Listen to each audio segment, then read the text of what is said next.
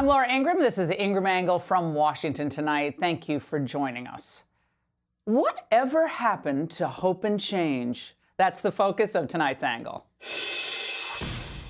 Now, in 2008, long ago, the Democrats nominated a young, optimistic, transformational figure. Now, you might not have liked his ideas, I didn't, but there's no denying that he excited Democrats and even independents. The road ahead will be long. Our climb will be steep.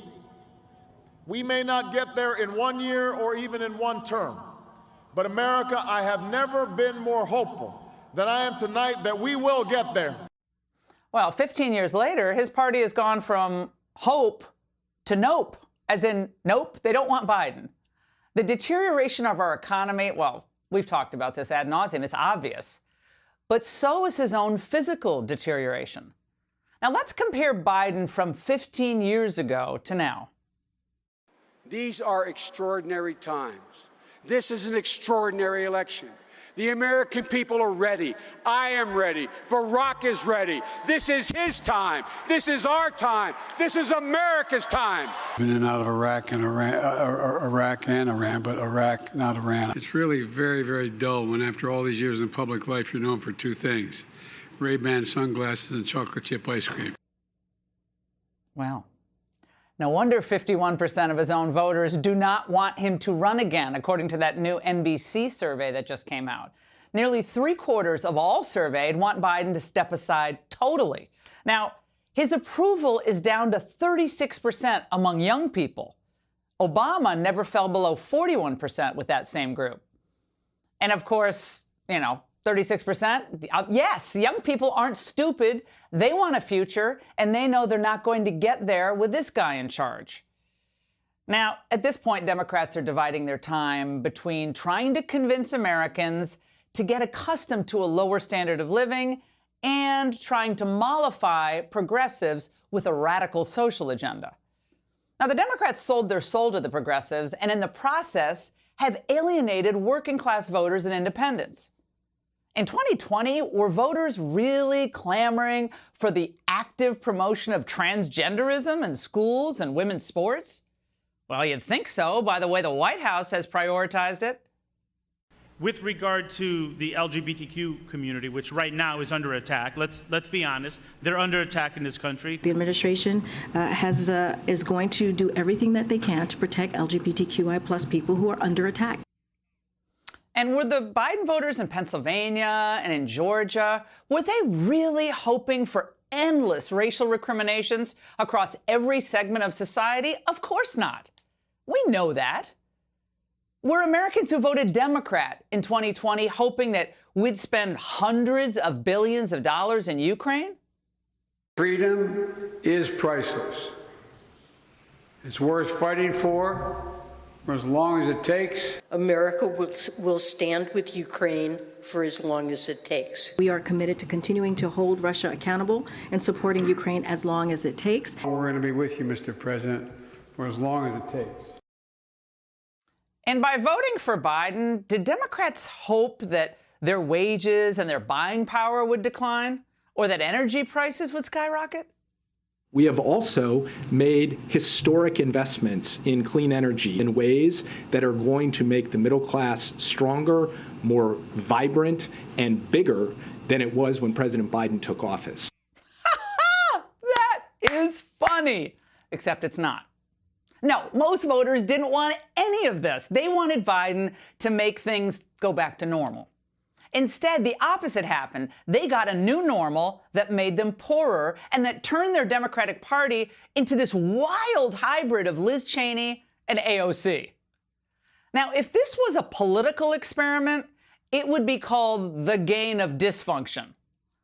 Well, it turns out the Squad and the rest of the progressives on Capitol Hill, they're cheap dates. All Biden needed to do for them was to throw them some money for climate justice and do some pro-trans executive orders, and AOC and company were willing to give in to the establishment on all the big stuff. So much for the Squad's anti-war, anti-big tech, and anti-surveillance idealism. That's out the window. So instead of standing up to the big donors in their own party, they stood for photo shoots with Vanity Fair. Now, how is it progressive to suck up to China? Because that's what progressives and the party there are busy doing morning, noon, and night. We do not seek to decouple our economy from China's. We seek a healthy economic relationship with China. A growing China that plays by international rules is good for the United States and the world. A growing China is good for the world. Well, ask the Uyghurs. So despite everything that China's doing for the whole world to see, to intimidate and terrorize and jail anyone who questions them, progressives sit by, mute, trying to pretend that Christian conservatives and Trump supporters, DeSantis supporters, that they're the ones endangering democracy? Do these people even read? Are they aware of what China is threatening in Taiwan? Or, I don't know, they only pay attention to what their admirers are posting on TikTok. Where's the money? Where's the cash? Where's the check? Don't be afraid. Please don't be afraid. We need to do this. We need to get the money. Where's the money? This party has gone insane. Now, Democrats used to pride themselves on being the working class party, but somewhere along the way, they decided to sell out to Wall Street and give the shaft to Main Street. These Bush-style Democrats became the forever war party, and they bought off the progressive silence by promising to also go to war with conservatives at home. Remember how they laughed at Mitt Romney in 2012 when he warned about Russia's reemergence? And now they have us bogged down in a proxy war against Russia that Ukraine is not winning. Their people used to protest in cities like Seattle against the World Trade Organization. And now they bow down to the WTO and support all sorts of obscene, lopsided trade deals. Now, this has given a huge advantage to foreign countries and led to the outsourcing of millions of American jobs. And of course, look, a working class party can't also be an open borders party, which is precisely what the Democrats have become. Business, we know, they want cheap labor. And activists believe a migrant influx is key to changing America away from its stubborn patriotism and all that old traditionalism stuff. So talk to legal immigrants today, I have, and they'll tell you that they feel like the Biden administration values illegals over them and their contributions. In a few moments, we're going to tell you how Biden's fanatics are planning an even greater assault on our sovereignty. Now, none of this leads to greater prosperity, and the Democrats, they know it. That's why they worked with Facebook and with Twitter to bury dissent during the 2020 election, and why they're desperate now to keep TikTok going, despite its ties to China. They don't care about that. Now, why should Biden campaign at all in 2024 when he has big tech doing it for him? And why answer questions at all? The press used to complain about presidents who hide from their questions, but most hold their tongues, here to shield Biden. They know what happens when he goes off the script. My name is Joe Biden. I'm Dr. Joe Biden's husband. And I ate Jenny's ice cream, chocolate chip. I came down because I heard there was chocolate chip ice cream. By the way, I have a whole refrigerator full upstairs. Well, that's nice, especially after a mass shooting. Now, the Democrats abandoned first principles for money, power, and the adulation of the media and entertainment complexes. This is why people like Glenn Greenwald and Matt Taibbi have worked hard to expose them. And now you see them occasionally on Fox to discuss issues in depth that matter to people. That's why Tulsi Gabbard left the party and why so many Hispanic voters and now Asian voters are moving toward the Republicans. So progressives, they're being played for suckers. They should have cut deals with the populist Republicans. I think we could have built on the success of the USMCA, that trade deal that replaced NAFTA, with other trade deals. Certainly not the Trans-Pacific Partnership. We could have worked to eliminate the Patriot Act.